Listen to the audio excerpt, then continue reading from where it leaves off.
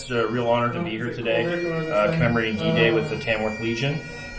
It's really important for us to, as Canadians, to remember the fallen in combat in our global conflicts. In particular, D-Day is a really important ceremony for Canadians because of the Second World War. As you know, the D-Day landings were part of what liberated France, and it's a hugely historic moment, and it's our pleasure here to be for 3 Squadron from CFB to be part of the commemoration ceremony on June 6th.